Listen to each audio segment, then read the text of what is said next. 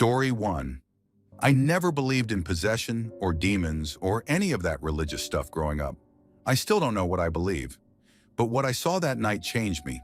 I live in northern Minnesota, a place with long winters and short tempers. I work at a residential treatment center for teenage girls, mostly self-harm cases, PTSD, drug recovery. I'm not a therapist, just one of the overnight staff. We do rounds, make sure no one's sneaking out or hurting themselves. Keep things quiet. This happened last February. Place was half empty because a lot of the girls had gone home for a long weekend. Only 7 of them stayed behind. We kept things low-key, let them stay up late, watch movies, do crafts, that kind of thing. That Saturday night, we set up a projector in the common room and put on Coraline. It's creepy, but not too intense. About 20 minutes into the movie, one of the girls, Kayla, asked to go to the bathroom. She was always quiet, kind of off to herself, but polite. 17, long dark hair, very pale. She had this habit of twisting her sleeves into knots when she was nervous. She left the room without saying much, and after 15 minutes, she hadn't come back. I figured maybe she'd gone to her dorm and fallen asleep, but protocol says we check. So I got up and went down the hallway toward the bathrooms. The moment I stepped near the door, I felt, I don't even know how to say it, heavy, like the air was too thick. It smelled weird, too, not just like the usual industrial cleaner, but something underneath it, metallic, like rust or old blood. I knocked once. Kayla, you all right? Nothing. I pushed the door open, slowly. The lights were on. I walked in, calling her name again. Then I saw her, curled in the far corner of the shower, knees to her chest, rocking slowly. She wasn't crying. She wasn't saying anything, just staring at the wall. Kayla? I stepped toward her. Her head snapped to me so fast I actually stumbled back. Her mouth was open wide, way too wide. Foam was sliding out over her chin, thick and white, and her eyes were red, not just bloodshot. I mean red, the whites almost completely gone. Then she started laughing, this guttural, low sound that didn't match her body at all. It sounded like it came from someone much older, a man, a smoker. It echoed hard against the tile. I froze. I couldn't move. I've worked with kids having psychotic breaks before. I've seen self-harm, suicide attempts, drug overdoses. But this was different. I pulled my radio off my belt and hit the emergency button. She's seizing, I lied into the mic, not knowing what else to say. By the time 2 other staff arrived, Anna and James, Kayla had stopped rocking and gone completely still. I mean stone still. Her eyes were fixed on the ceiling, mouth open, foam now tinged with red. Blood? I wasn't sure. Call 911, James said. Anna crouched near her, but not close enough to touch. Then Kayla spoke, but it wasn't her voice. I swear to God it wasn't. It was deep and echoey and wrong. The words didn't make sense. Some of it sounded like Latin or German, but broken and jumbled. Then clear as day, she looked straight at me and said, in that same voice, "You shouldn't have come in here." That was it. I backed all the way into the hall. I didn't want to be near her. I didn't want to see her. I couldn't stop shaking. James and Anna were yelling by now, trying to get her to respond, but she wasn't moving again. By the time EMTs showed up, she'd gone limp, eyes closed, breathing normal. Calm. They took her to the ER. She didn't fight them, didn't say anything. Later that night, after everything settled, Anna and I went to check Kayla's room. We needed to collect a few of her things in case she was admitted overnight. Her dorm was at the end of the hall, last door on the right. When we opened the door, we both stopped cold. There were words scratched into the wood of her bunk. Not written, carved, with something sharp. "I love Satan. Hail him." I opened the door. Over and over. Some were carved so deep the wood was splintered. There was no blood, no obvious tool left behind, no sign of how she'd done it. The thing is, we do regular room checks. We'd been in that room earlier that same day. There was nothing on her bed. When Kayla came back from the hospital 2 days later, she acted like nothing had happened. When the therapist asked if she remembered anything from that night, she just shook her head, said she felt really tired, and thought maybe she'd had a panic attack. She said she didn't remember carving anything into the bed and didn't believe us when we told her. The staff wrote it off as some kind of dissociative episode, maybe temporary psychosis. But I know what I heard, what I saw. I got transferred a month later to a different facility. I didn't ask for it, but I didn't fight it either. I still see Kayla's face sometimes when I close my eyes. That look she gave me, like she knew who I was, like she'd been waiting. I don't talk about this much. Most people laugh or think it was just drugs or mental illness. I've seen both. This wasn't that. Something was in that bathroom with us that night, and it was using her. Story 2. I'm not the kind of guy who scares easy. I'm 6'2", solid build, been doing Aikido since I was a teenager, and I can bench press 240 without breaking a sweat. I live in Marseille with my father. He used to box in his youth, still pretty strong for a man pushing 60. Our family's always been physical, fighters, workers, proud people, but nothing prepared me for what I saw my aunt do. Let me say this right off. I didn't believe in the supernatural, not until that day, and honestly, I wish I still didn't. It was the summer of 2019 when my aunt started acting off. She'd talk in gibberish, eyes wide, her face twitching like something inside was trying to wear her skin. She was small, barely 110 pounds, maybe 5'4". But when these episodes hit, it was like trying to wrestle a bull. One time she threw my father across the hallway like he was a chair. Me and my cousin tried to hold her down, and she dragged us, both, across the damn floor. At first we thought it was a mental breakdown. Stress, hormones, trauma. But none of the doctors gave us answers. They said things like dissociation or unresolved psychosis, but nothing concrete. No medication helped. Her eyes would glaze over. She'd scream in a voice that sounded like it wasn't even hers. And once, I swear to God, she spoke in fluent Hebrew. We're Moroccan Muslims. No one in my family knows Hebrew. My grandmother, born and raised in the mountains outside Fes, was convinced from the start it was jinn. She used to whisper things in my ear about curses, family bloodlines, open doors. I brushed it off, but it kept getting worse. Then came the night in Marseille. It was a Thursday, late. My aunt had been quiet all day, unusually calm. My father was on edge because that usually meant something bad was coming. Around 2 a.m., she started muttering, then screaming, then laughing. I came running from my room to find her slamming her head against the wall, over and over, blood running down her nose. My father and I grabbed her. She thrashed so hard I heard something pop in my shoulder. We couldn't stop her. She bent backward until her head touched her feet. No human bends that way. She stared at me upside down and whispered, "Don't follow me." That's when my uncle called this guy back in Morocco, some kind of rakis, a traditional exorcist. The guy said if we didn't bring her to him immediately, she wouldn't survive the next few weeks. Or worse, someone else in the house would die. My grandmother packed our bags herself. I was stuck in the car for hours with her. My aunt sat between me and my father in the back. And I swear, during the drive through Spain, her eyes never blinked, not once. She just stared at me the whole time with a tight little smile. Around Seville, she lunged at the driver, my uncle, and nearly made us crash into a divider. My dad had to choke her until she passed out. I'm not proud of that, but it was either that or die. When we finally got to Morocco, we drove straight to a small town called Safrou. If you've never heard of it, don't look it up. You don't want to go there. The minute we entered, I felt it in my chest, like the air was thicker, heavier. Everyone there looked at us like they knew why we'd come. No one smiled, no kids played outside. All the windows had herbs and knotted strings hanging in them. The Rocky's house was up in the hills. He greeted us in total silence. Old man, gray beard, missing a few teeth, eyes like stone. He looked at my aunt once and said, "She's not alone." Then he told us to buy a sheep, said it had to be spotless. My dad and uncle handled that part. We came back with the sheep's guts in a black bag. He dumped them into a wide, flat bowl, then told us to sit in a circle around her.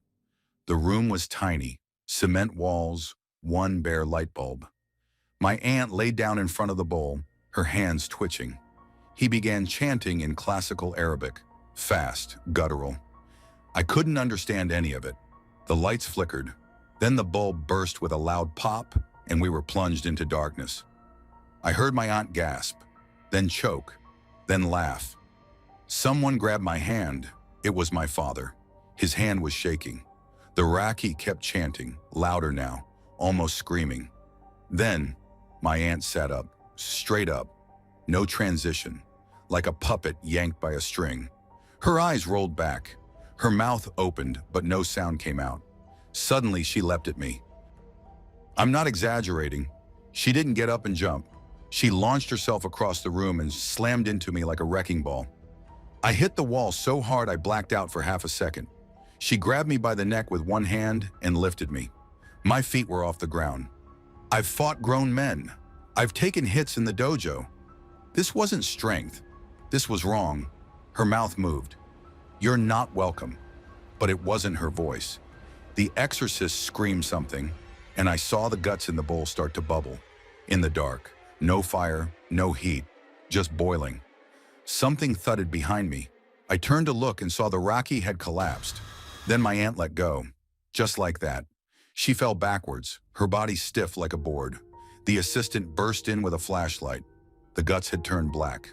Not like rotted meat, jet black, oily, and pulsing. We were told not to touch them. The Raki came to a minute later. His lips were blue. He didn't say a word, just pointed to the bag. We packed the guts and followed him up a nearby hill in dead silence. The wind was cold and sharp. No sound, not even insects. He dug a shallow hole and poured kerosene all over the guts, lit a match. As the flames rose, we all stood there watching. The fire popped like it was cooking something wet. Then it hissed, and the flames turned green for a split second. The Raki said, "It's gone." We went back to the house. My aunt was asleep. She didn't wake up for almost 12 hours. When she did, she had no memory of the last 3 months. Not 1 second. She asked where she was. That was 5 years ago. She's never had another episode. Not even close. I still don't believe in ghosts. But whatever that thing was, it wasn't my aunt. Story 3. I grew up in a small coastal town in Bahia, Brazil. Nothing fancy, just rows of one-story houses, stray dogs, and a tight-knit community that always seemed to know your business before you even did. My name's Leandro. I was 14 when this happened, and even now, over a decade later, I can't sit in the dark without remembering that night. It wasn't even my idea. My friend Gabby got a homemade Ouija board from this older guy in her building. Said he carved it himself, wrote the letters by hand. We were all staying at her place that Friday night, just the 3 of us. Me, Gabby, and our friend, Carol. Gabby's parents were out for the weekend, and she'd somehow convinced them we were responsible enough to be left alone. Big mistake. It was just before midnight when Gabby turned off the lights and lit the candles. She set them up around the table in her living room. I remember the wax was already dripping down one of the holders before we even placed our fingers on the glass. Gabby said we had to be serious, or it wouldn't work. Carol rolled her eyes and kept making sarcastic comments.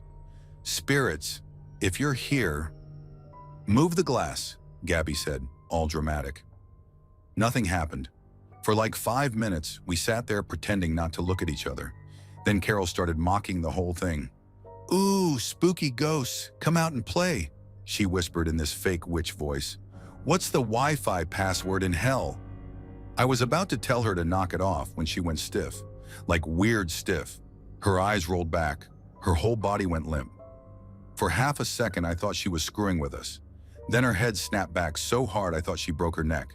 She made this choking sound, like she was trying to clear her throat. And then she started laughing. Not Carol's laugh.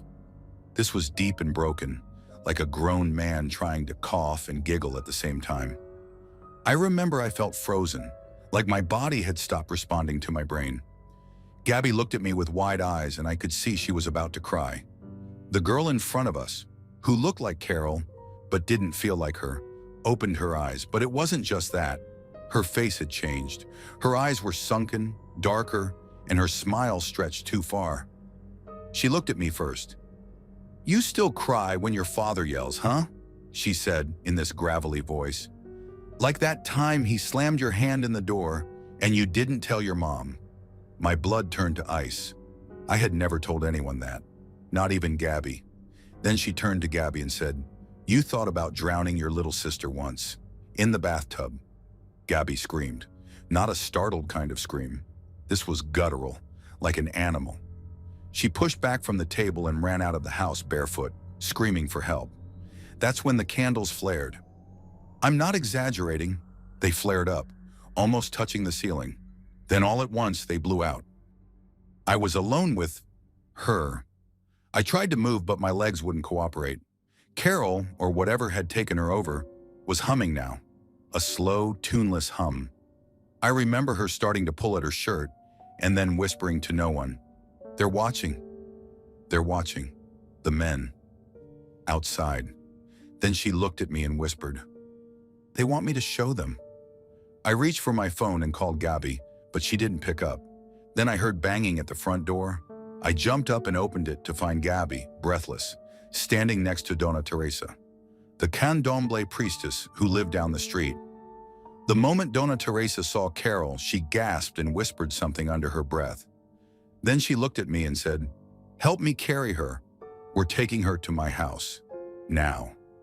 Carol had collapsed by then, completely limp again. It took both me and Dona Teresa to get her outside. On the way down the street, Carol suddenly woke up and started thrashing, screaming, "Don't let them take me! I didn't ask for this!" She scratched my arm so hard I bled. She tried ripping her shirt off in front of everyone. Some of the neighbors peeked out their windows, and a couple of men came out to see what was going on. She looked at them and shouted in that deep voice, "Is this what you wanted? Huh? Look at me!" We got her into Dona Teresa's place, and she slammed the door, locking me and Gabby out.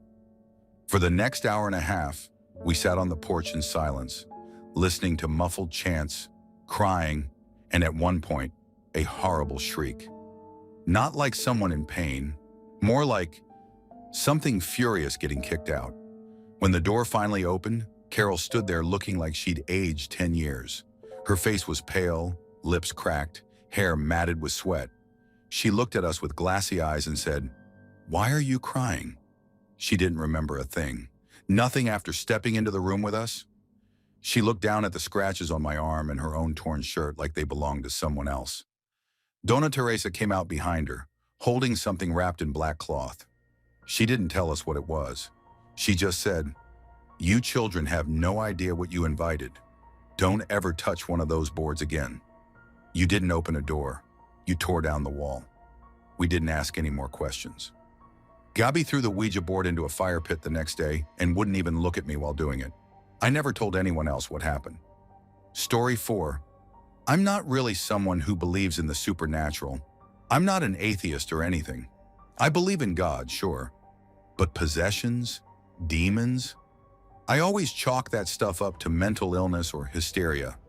But something happened my senior year of high school that I still can't explain. And trust me, I've tried. I grew up in a small town just outside of Lexington, Kentucky. Our school was one of those strict Catholic private schools where we had uniforms, daily prayers, the whole thing. Every year, the senior class would go on this religious retreat in the mountains of eastern Kentucky. 3 days of spiritual renewal. Honestly, it was mostly a way for the administration to check off a box and for students to sneak snacks, gossip, and sleep through half the activities. We stayed at a rustic lodge built near an old Christian camp. No cell service, no internet, no distractions. Just Bibles, campfire talks, and silent reflection. The usual agenda. I was roomed with 2 other guys I barely knew, and most of us just went along with it because we were told it was part of the journey. The weird part started on the 3rd night. They had this thing they called the hour of silence. Basically, they turned off all the lights in the main lodge except a few candles and had us sit in complete silence with our eyes closed, speaking to God internally. A teacher was walking around with a Bible, praying out loud in a whispery voice. It was meant to be deep and emotional. Instead, it just felt kind of forced. I was trying not to fall asleep when I heard something thump hard against the wooden floor. I thought maybe someone had passed out, which wasn't uncommon. Kids skipped meals or locked their knees during these long-standing sessions. But then I heard a sound I'll never forget. This guttural, throaty scream that didn't sound like it came from any human I've ever known. I opened my eyes. People were turning around in their chairs, murmuring. On the other side of the room, a girl named Maria was on the floor. She was thrashing, not just twitching or seizing, she was full-on convulsing, her arms slamming the floor, her back arching in a way that looked painful. One of the girls screamed, and that set off a chain reaction of panic. Then Maria let out this noise, not a scream, not a growl. It sounded like someone trying to speak while gargling broken glass. It echoed across the wooden hall. People started backing away, whispering, "What's wrong with her?" One of the teachers, Mr. Penwell, rushed over to her and tried to hold her shoulders. She looked up at him with these rolled back eyes, just whites showing, and said something I will never forget. It wasn't English. It wasn't Spanish. It wasn't anything I've ever heard. It sounded like some ancient broken language. Fast, guttural syllables like she was speaking backwards and choking at the same time. Mr. Penwell flinched and said, "She bit me." Blood was running down his arm. He had deep bite marks. Another teacher, Mrs. Curran, called out, "Get the first aid kit." Someone call 911. Someone reminded her we had no service. We were in the middle of nowhere. Maria suddenly stood up, like leapt up. No stumbling, no transition, just one moment on the ground, the next on her feet. Her arms were limp at her sides, and her head was cocked at a weird angle. Her eyes were still rolled back. Then she charged at the wooden cross set up at the front of the room. She slammed into it so hard it knocked over one of the candle holders. She started shrieking, clawing at the wood, screaming in that same horrific, unintelligible language. When the cross didn't fall, she backed up, ran at it again, and then just dropped to her knees, sobbing and laughing at the same time. Her voice kept shifting, sometimes deep and hoarse, sometimes shrill and echoey, like there were two voices coming out of her throat at once. I remember one guy next to me whispering, "This has to be a prank. It has to be." But his face was white and his hands were shaking. She kept yelling things, some of it sounding like mockery, like she was mimicking someone praying. Then she started tearing at her own hair and slapping her face. Mrs. Curran tried to approach her with a rosary in her hand, saying, "In the name of the Father, the Son." But Maria let out a scream so loud and high-pitched that everyone winced. Her nose started bleeding. That was when someone decided to get everyone out of the hall. They herded us into the dining area. Some of the girls were crying. A couple of the guys were whispering that they'd seen stuff like this in horror movies. I was just sitting there staring at my hands, trying to make sense of what I had just seen. Some of the teachers stayed behind to deal with Maria. We weren't told anything. Later that night, we were all ordered to stay in our rooms. They wouldn't say what happened. There were whispers that an ambulance had finally made it up the trail. Others said they carried her out in restraints. She didn't come back to school after that. Not for graduation, not even to pick up her diploma. I asked one of the girls she used to be friends with if she'd heard anything. She just shook her head and said, "Her parents moved." That's all I know. And when I asked the teachers, they always changed the subject or just said, "We're praying for her." Now here's what freaks me out the most. A couple weeks after we got back, I was in the library and I found this old theology book. Something about spiritual warfare or possession. It had a section describing something called glossolalia, speaking in tongues. It mentioned that some people believe when a person speaks a language they've never learned or heard, it's either divine or something else. It described the phenomenon exactly how I'd heard it. I remember reading that page over and over again, trying to make it make sense. I still don't know what happened to Maria. I don't think I want to know. But if you're asking if I've ever seen someone possessed, yeah, once, and that was enough. Story 5. I don't tell people this often because it always ends with awkward silence or someone cracking a nervous joke. But I swear this happened. I was there. I saw it all with my own eyes. I'm from Oxnard, California, big Mexican community here. Lots of superstition mixed into everyday life, whether people want to admit it or not. My friend Mariana and I grew up on the same block. We were practically sisters. Her mom, Doña Teresa, was one of those old-school, tough-as-nails women from Michoacan. She never believed in ghosts or spirits until she got sick. It started in late September.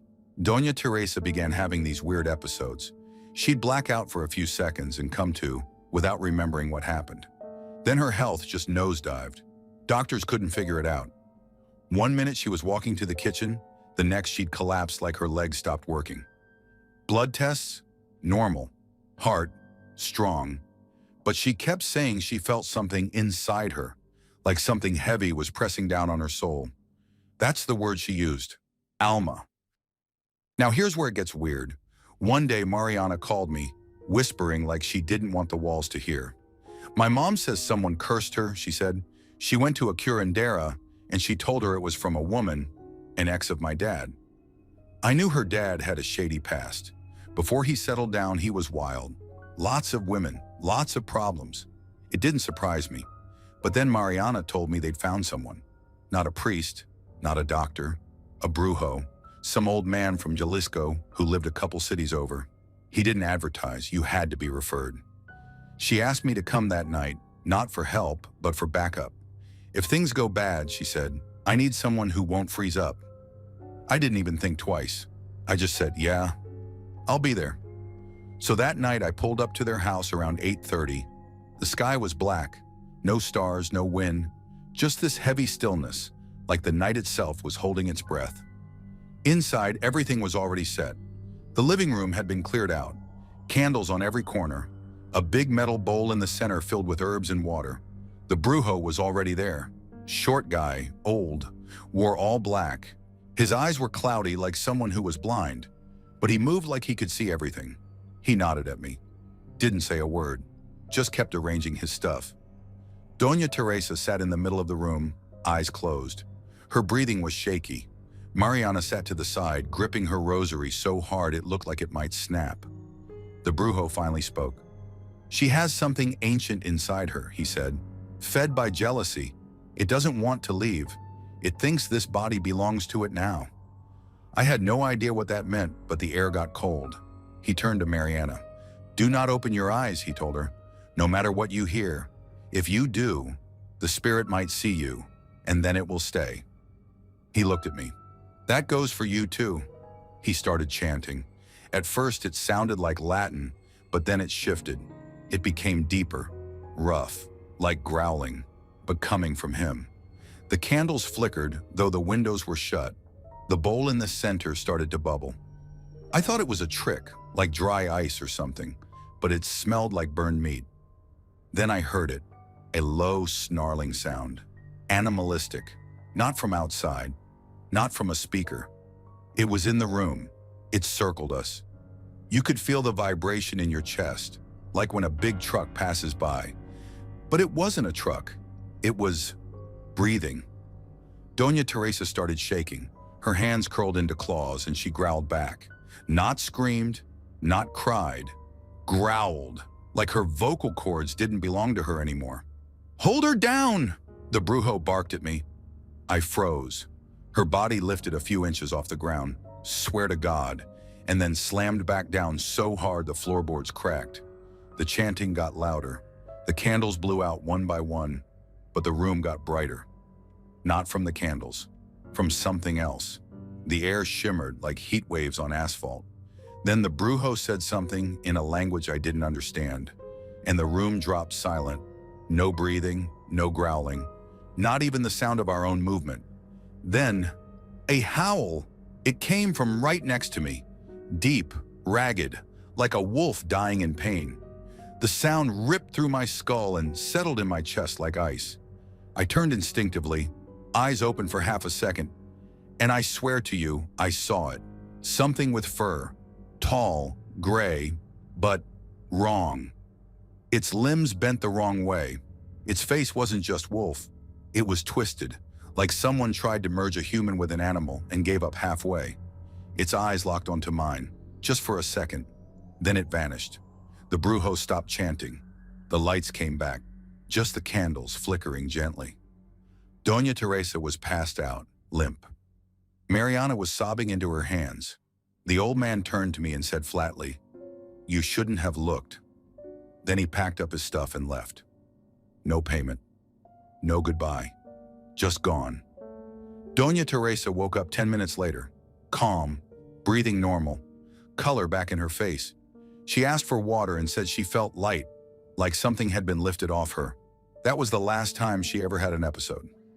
Story 6, I'm not the kind of person who believes in demons. Ghosts, maybe. But demons? That always felt like movie stuff to me. Over the top, dramatic. I live in Reading, Pennsylvania, and I do occasional amateur paranormal investigations with my cousin Rich and a friend named Dave. Nothing big. Old cemeteries, abandoned barns, places like that. We film what we can, and we were planning to launch a ghost hunting YouTube channel back in 2015. That never happened, and there's a reason for it. This happened in April that year. I didn't see the possession myself, but my cousin Rich did, and he's never been the same since. He doesn't talk about it unless he's drunk, and even then, he gets shaky. But I've pieced it together from what he told me that night and from the way he's acted since. It all started with his friend Bob. I never knew Bob that well. Quiet dude, kind of into weird occult stuff, but nothing crazy. He wasn't dangerous or unstable. Rich hung out with him more than I did. They were planning to scout a supposed haunted house out in Mount Penn, a rundown 2-story place Bob's friend rented. The guy, let's call him Jason, had been complaining about weird things happening in his house. But this wasn't the typical, I hear footsteps crap. Jason told Bob something was in him. I was supposed to go with them that night. I bailed. I had a sore throat and just wanted to sleep. I regret that now, but at the same time, I'm glad I didn't go. Because what Rich saw that night, I don't think I could have handled it. He got to Jason's place around 10 p.m. It was raining. The house didn't have power. Bob met him at the front porch, completely soaked, chain smoking, eyes darting around like a crackhead. Rich said he looked spooked, and Bob wasn't the type to scare easy. He's not right, man, Bob kept saying. Who? Rich asked. Jason. He's not Jason. They went inside. Jason was sitting at the kitchen table in total darkness, facing the wall. The room smelled awful, like mildew and something else. Like something had been rotting for weeks. Bob had a flashlight, but he wouldn't shine it directly on Jason. He kept his distance, and so did Rich. When Jason turned around, Rich swore his eyes were pitch black, not the whites, but the irises. Jason had light green eyes. They stood out normally, but now they looked like polished stone. Glassy, dark, too still. Rich said it was like staring into a shark's eyes, no life in them. Jason didn't say anything at first. He just stared at them. Then he started laughing. That was the part Rich had trouble explaining. He said the laugh wasn't human. It came from the throat but echoed like it was in a tunnel. And then Jason spoke, but it wasn't in his normal voice. Rich said it was high-pitched at first, then dropped into this low, guttural growl. But the words were clear. Leave now. He's not home. Bob started muttering prayers. He grew up Catholic, and I guess when you're that terrified, that stuff just comes out. Rich, meanwhile, was frozen. He didn't know whether to run or call 911, and then Jason, or whatever was inside him, stood up.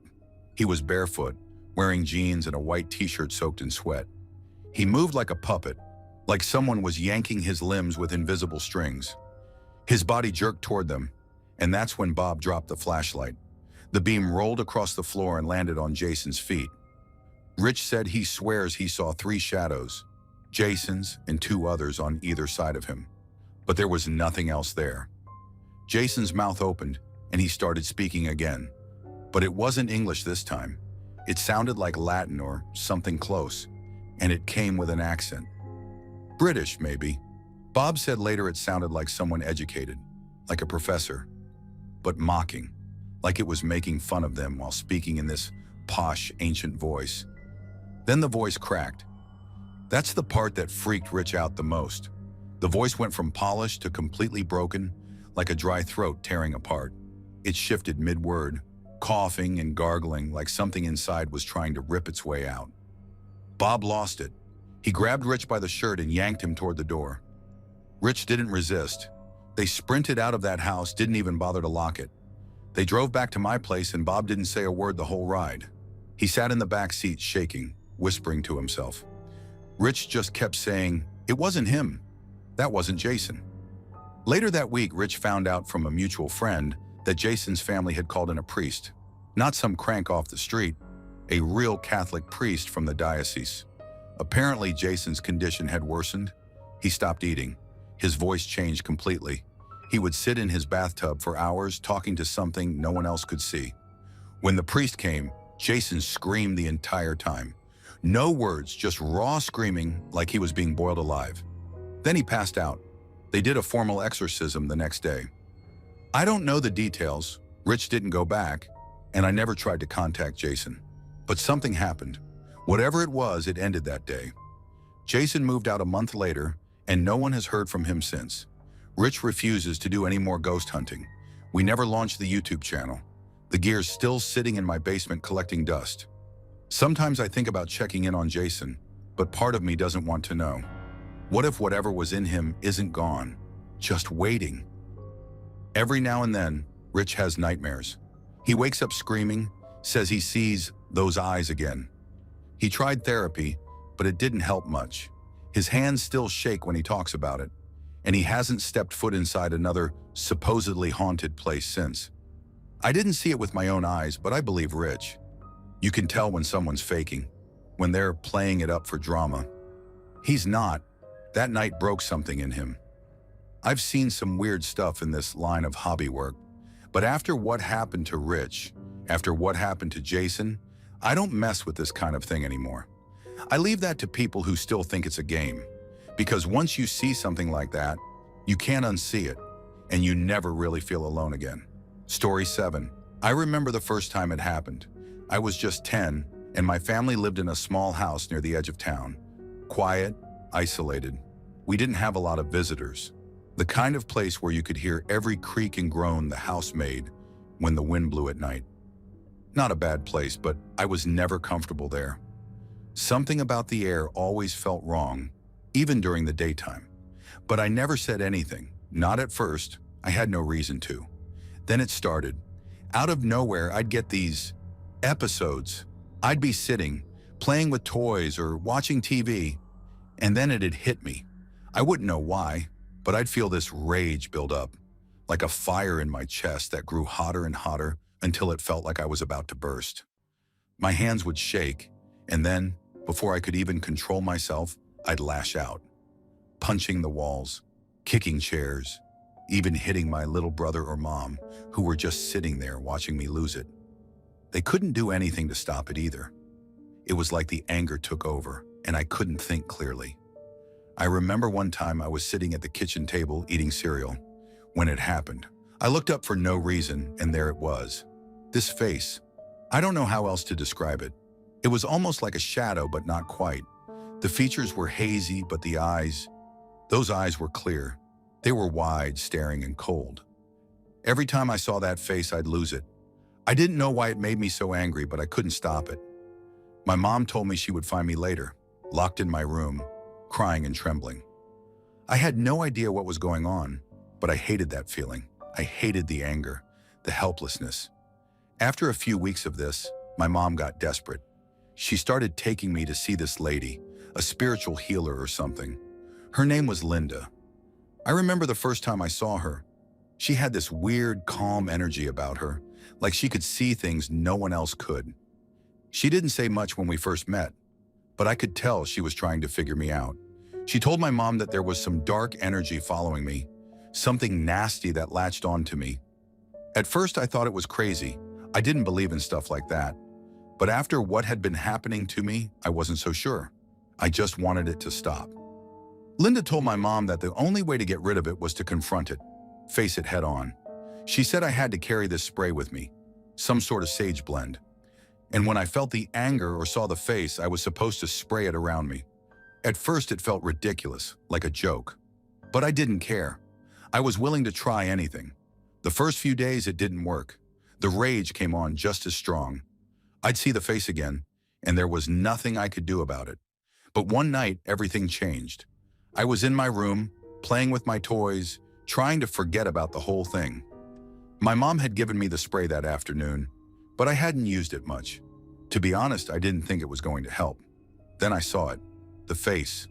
But this time it was different. It wasn't just a flash. It stayed there, lingering, floating in the corner of my room. I could almost feel it watching me, waiting for something. The rage kicked in again, but this time it was worse. It was like something snapped inside of me. My whole body shook, my fists clenched. I could feel my heart pounding. The room got hot and I could barely breathe. I don't even remember getting up, but I found myself standing right in front of the face. It was so close now, so real. I could feel the weight of its eyes on me, like they were digging into my skull. And then without thinking, I grabbed the spray. My hands were shaking as I sprayed it in the air, trying to drown out the thing that was tormenting me. I was expecting it to be just like before, where nothing happened, but this time something different happened. The air around me got thick. It was like a pressure was building up, a force pushing against me. The face twisted, contorted, and for a second I thought it was laughing. I sprayed more, desperate now, but nothing was working. I could feel myself losing control again. I tried to scream, to call for my mom, but the words wouldn't come out. The rage, the fear, it was all so overwhelming. Then as suddenly as it had appeared, the face disappeared. The air in the room felt lighter, like the weight was gone. My breathing was heavy, ragged. I dropped to my knees, shaking uncontrollably. I don't know how long I stayed there, but eventually I heard my mom calling my name from the hallway. I couldn't answer. I couldn't even move. She came in and found me on the floor. I could see the worry in her eyes as she kneeled down beside me. I wanted to tell her what had happened, but I couldn't find the words. All I could do was stare at the spot where the face had been, as if it might come back, but it didn't. That was the last time I saw the face, the last time I had one of those episodes. It was like whatever was following me had finally left. I never really understood what had happened that night. To this day, I can't explain it, but I'll never forget the look on my mom's face when she saw me after it all went down. She didn't say anything about it, but I could tell she was scared. I don't know what that thing was or why it chose me. Maybe it was just some weird coincidence. But after that night, I never saw it again. And honestly, I'm grateful for that. Some things don't need explanations. They just need to be left alone. That face, whatever it was, is something I hope I never have to see again. Story 8. I'd never been to anything like this before. I mean, I was raised pretty Catholic, but my parents were not the kind to get caught up in wild things. Exorcisms, demons, those were stories, not something that happened to real people. But well, everything changed that night. I was in my second year of college when I first heard about it. A friend, let's call him James, invited me to a spiritual gathering in this old church just outside town. He didn't give much detail, other than that it was going to be life-changing, and that everyone should witness it at least once. He was one of those people who talked about the supernatural like it was just another part of reality, like it was something most people couldn't see, but they could feel. I've never been one to put too much stock in stuff like that, but I figured, what the hell? He promised me it'd be an experience, and I was looking for a bit of a thrill. The church was ancient, like something out of a horror movie. I'm talking a long, narrow building with that unmistakable musty smell, thick wooden pews and stained glass windows that flickered under the dim lighting. It was a typical small-town place, nestled at the edge of some woods where not many people lived. I walked in with James, and the room was already packed with people. None of them familiar, all gathered together in murmured conversations, whispering with that sense of nervous excitement. James led me to the front, where a few people were huddled around an altar. One of them, an older man with graying hair and a serious face, stood apart from the rest. His eyes met mine, and for a second, there was something unsettling in them. Like he already knew who I was, knew why I was there. I brushed it off. Maybe it was just the weird atmosphere of the place messing with my head. We sat down, and that's when I first noticed her. Sitting in the middle of the group, a girl who couldn't have been more than 19 or 20, with dark hair and pale skin. At first, she just looked normal, slightly agitated, shifting in her seat, but normal. I leaned over to James. "Who's she?" I whispered. He leaned back, almost as if he didn't want to draw attention to her. "She's the one, the reason this is happening." I didn't quite understand what he meant by that, but soon enough I found out. The atmosphere in the church shifted when the old man, the one who seemed to be leading everything, stepped forward. The room fell silent. Everyone suddenly fixated on him as though he was a magnet. Without a word, the man began speaking in a language I didn't recognize. It sounded old, almost biblical, and it felt wrong, like the air itself was twisting. The girl in the middle started to tremble, her hands gripping the armrests of her chair so tightly her knuckles turned white. At first, I thought maybe she was just nervous, maybe even a little scared. But then, her body jerked violently, her head snapping back with a horrifying crack. I froze. Everyone else seemed to either ignore it or dismiss it as part of the act, but I couldn't look away. Her eyes, those eyes, no longer seemed human. They were wide and bulging, looking around in a way that made the back of my neck crawl. Then she let out a scream, one so high-pitched and guttural, it felt like it was scraping against my very bones. "That's it. She's possessed," James whispered, barely audible over the noise, his voice trembling. I wasn't so sure. The whole thing felt staged. It felt scripted, almost like a performance. But the sound of her voice, the way her body convulsed, I couldn't explain it.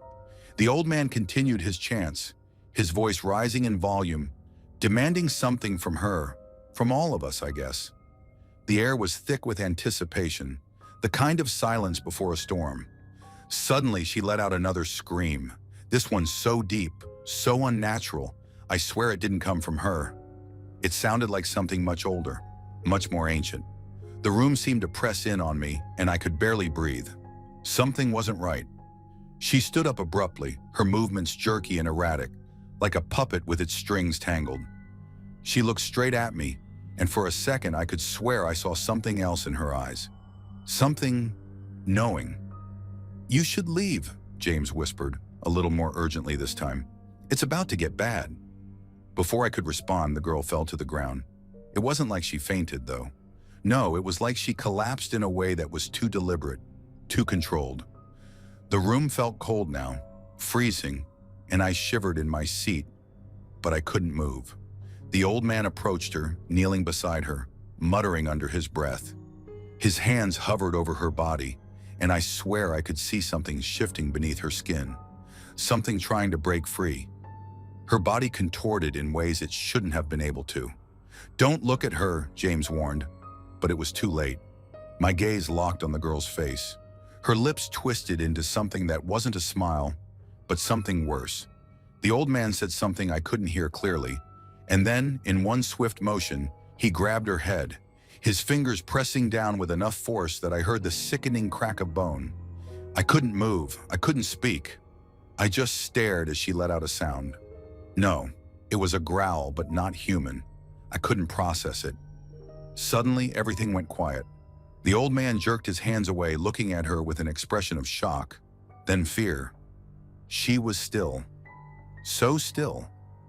Too still. And then, with the slightest movement, she raised her head and looked right at me again, her eyes wild.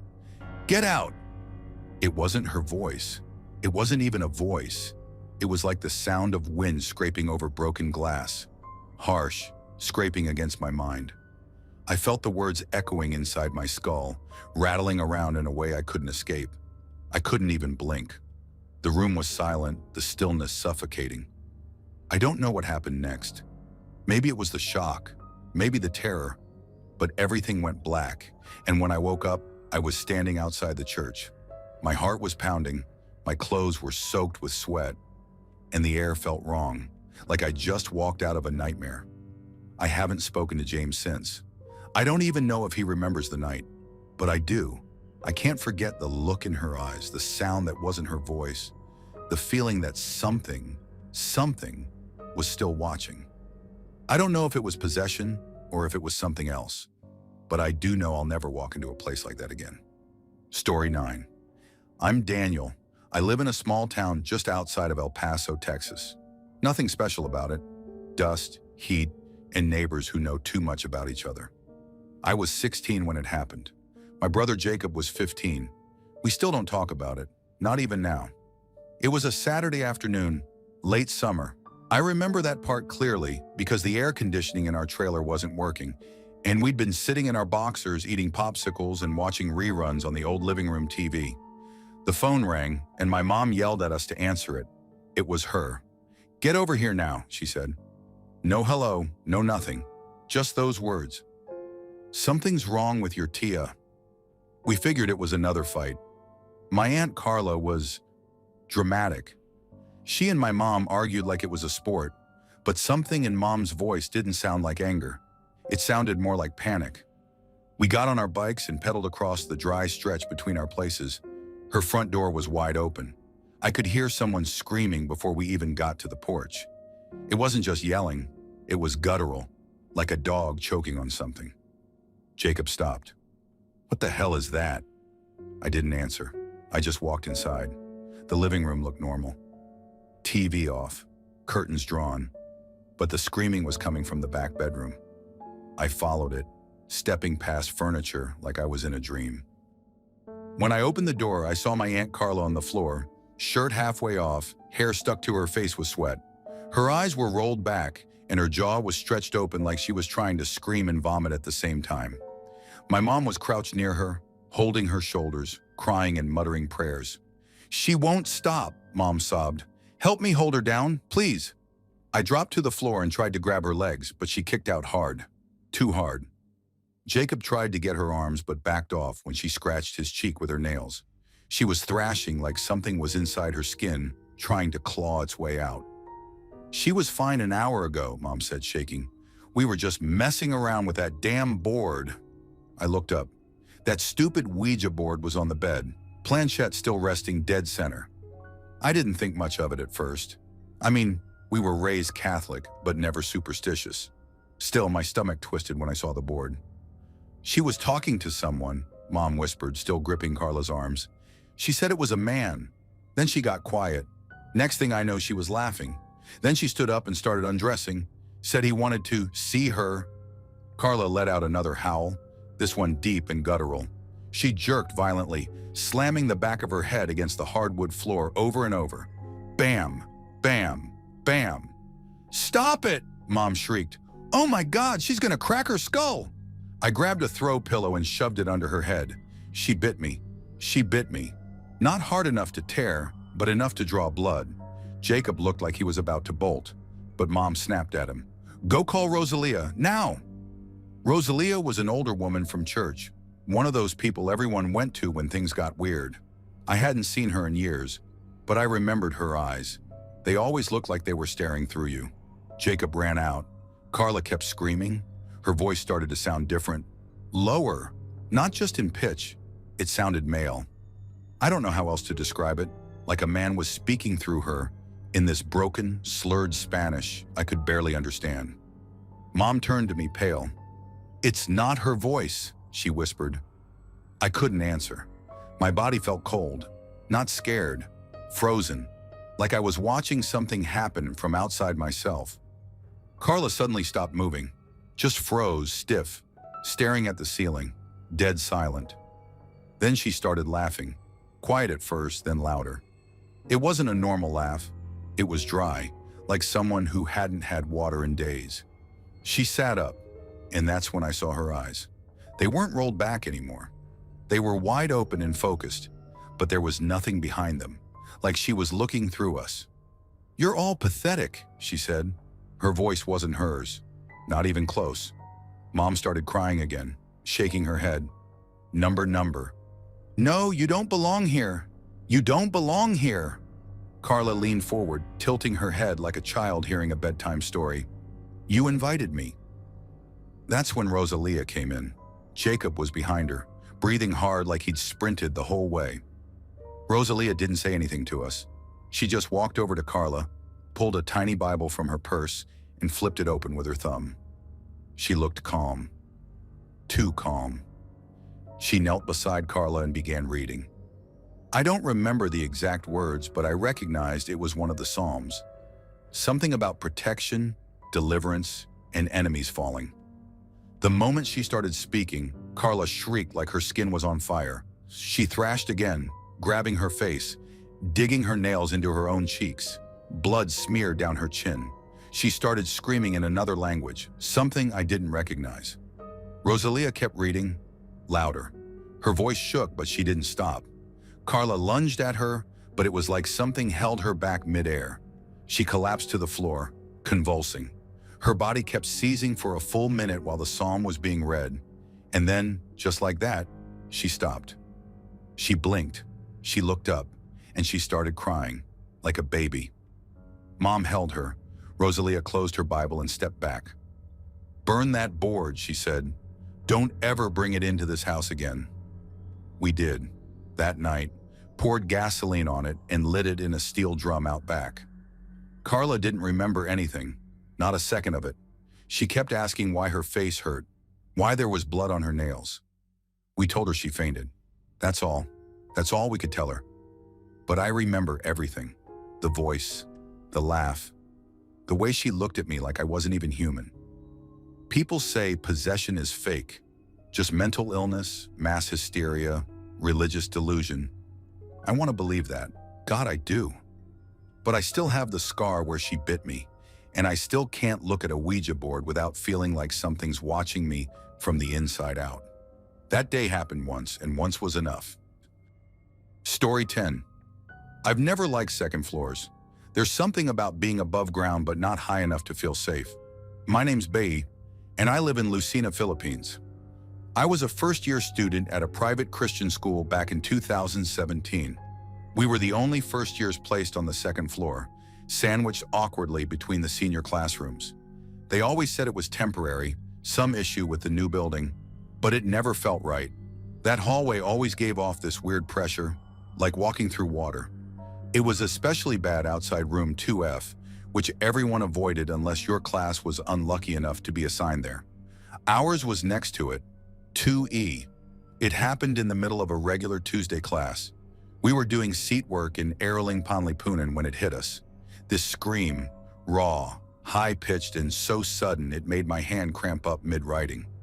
It wasn't just loud, it was wrong, like something not human trying to sound like one. Everyone froze. Then, like some kind of instinct, the whole class shot up and ran out to the corridor. She was right there in front of room 2F, a senior girl I think from 12B. Her body was contorted, twitching on the floor, arms flailing like she was fighting something invisible. Her mouth opened too wide, way too wide, and that scream, it didn't stop. It came out in short, choppy gasps now, like she was choking. No one moved, not even the seniors. They just stared. "Jesus Christ," someone whispered beside me. My PE teacher, Sir Dario, came sprinting up the hallway. He didn't hesitate. He dropped to the floor beside her and held her wrists, yelling for help. A few other teachers ran up and tried to restrain her. One of them, a smaller woman, got kicked so hard she stumbled back into the lockers. I swear to God, the girl's strength wasn't normal. She was skinny, but it took 3 grown adults to hold her down. And her eyes, they rolled so far back, only the whites showed. They dragged her into room 2F. It had been unused all year, always locked, yet someone already had the key. I remember that detail clearly. One of the admin staff opened it like it was planned. That freaked me out. What followed didn't feel real. A few minutes after they got her inside, a group of men in white robes, priests, came rushing up the stairs. At least 4 of them. One of them had a silver cross the size of a dinner plate. They didn't speak to anyone, just walked right in and locked the door behind them. I didn't go back to class. Most of us didn't. We stood outside, frozen, listening. At first, we just heard muffled shouting, but then something slammed against the wall, hard, the kind of sound that shakes your spine. And then a voice, deep, hoarse, male. But we knew it wasn't one of the priests. The voice that came out of her sounded like it was speaking through broken glass, growling in a language none of us understood. One of my classmates, Anna, grabbed my arm and whispered, "I can see it." I looked at her. She was pale, lips trembling. "What?" I asked. "There's a snake wrapped around her body. It's squeezing her chest. It's in her mouth." I backed away from her. Anna was known to be gifted, though I never really believed that crap.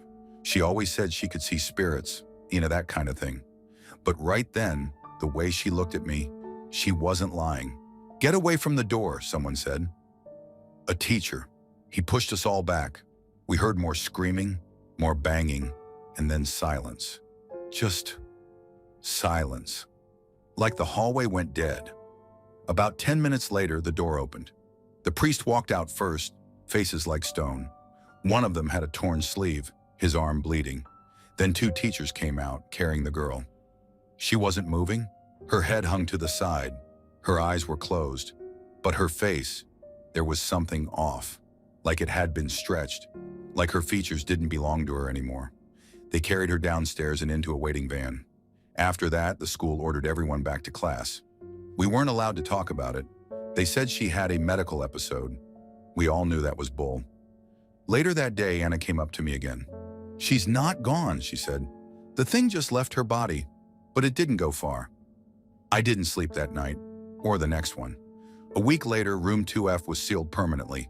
They bolted the door shut and painted over the number. They told everyone it was being renovated, but no one ever saw anyone go in or out. The hallway felt colder after that. People tried to move on. Classes continued. But if you ever passed by that section of the hallway, you could still feel something watching you. Like the air had weight, like the walls were listening. We never saw the girl again. Rumors said she transferred. Others said she didn't make it. No one really knew. Thanks for watching. Don't leave before leaving a like to this video. Also hit the subscribe button to support my work. And as always, have a horrific nightmare, my dear.